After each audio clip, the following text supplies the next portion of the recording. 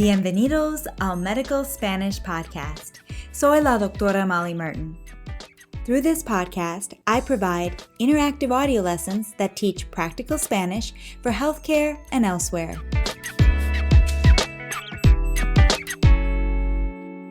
The level of this lesson is intermediate, and timestamps are provided in the show notes. The lessons offered at DocMolly.com are solely for learning Spanish. They are not intended to teach medicine or provide medical advice. In today's audio lesson, we are going to practice using the verb dar to express getting a symptom, such as getting the chills, getting chest pain, or getting leg cramps. In our most recent member lesson covering Spanish for the Evaluation of Vertigo, we reviewed the following question by the physical therapist. ¿Recuerda qué estaba haciendo cuando le dieron mareos las otras veces? Now, listen to that question again and try to interpret it into English. ¿Recuerda qué estaba haciendo cuando le dieron mareos las otras veces?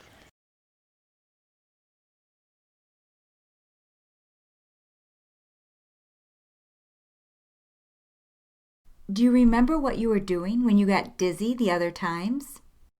So I'm guessing some of you struggled with the phrase cuando le dieron mareos, when you experienced dizziness or when you got dizzy.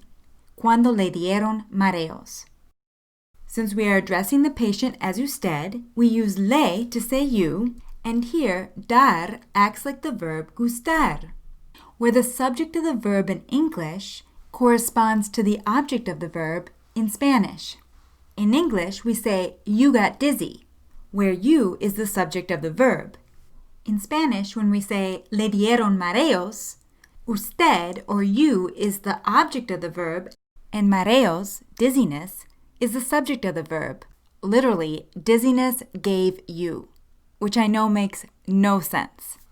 ¿Recuerda qué estaba haciendo cuando le dieron mareos las otras veces? Let's look at another example, which is more straightforward. Using dar, how would you say, I get chills, escalofríos? Me dan escalofríos. So remember, dar is acting like the verb gustar, where the subject of the verb in English corresponds to the object of the verb in Spanish. So what is the subject in the phrase, I get chills? That's right, I. And when I use dar to interpret this into Spanish, I become the object or the recipient of the action of the verb dar. Me dan escalofríos. Literally, chills give me, which again, I know makes absolutely no sense. But in Spanish, me dan escalofríos makes perfect sense. It is common to use the verb dar in this way to express getting or experiencing a symptom. Let's practice some more examples. Ahora te toca a ti.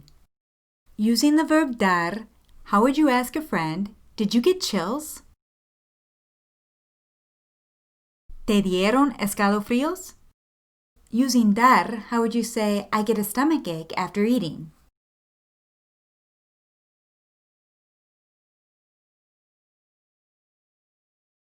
Me da dolor de estómago después de comer. Addressing a patient, how would you ask, when do you get pain in your chest?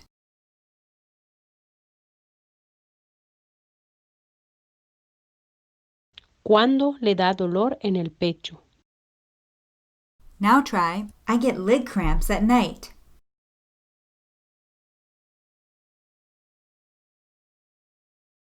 Me dan calambres en las piernas por la noche. Now try to interpret the question by the physical therapist that we heard at the beginning of this lesson. Do you remember what you were doing when you got dizzy the other times?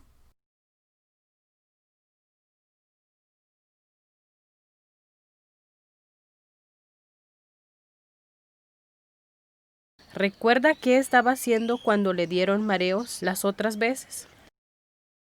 Now, verbs that act like gustar, where the subject in English corresponds to the object in Spanish, are called reverse construction verbs. They are tricky and require practice. If you're a Spanish grammar member at docmolly.com, we cover common reverse construction verbs and a ton of examples. So I will leave a link to our reverse construction verbs series in the show notes.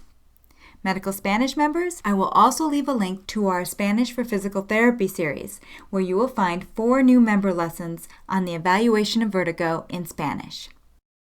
If you'd like to become a member at docmolly.com, you can use the coupon code PODCAST to get 15% off your membership.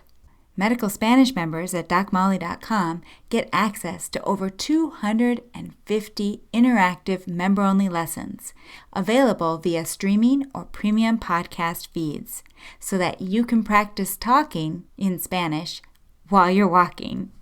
And thank you to all our members, de todo corazón. You keep this podcast going strong. And thank you to Elizabeth Cortez, my Spanish teacher from the San Pedro Spanish School, who helped me with the Spanish for this lesson. Elisa and I will be back very soon with another free lesson covering common questions for a medication follow-up visit. Cuídense y hasta la próxima. This is a production of docmolly.com, where you will find interactive audio lessons that teach Spanish for healthcare and elsewhere.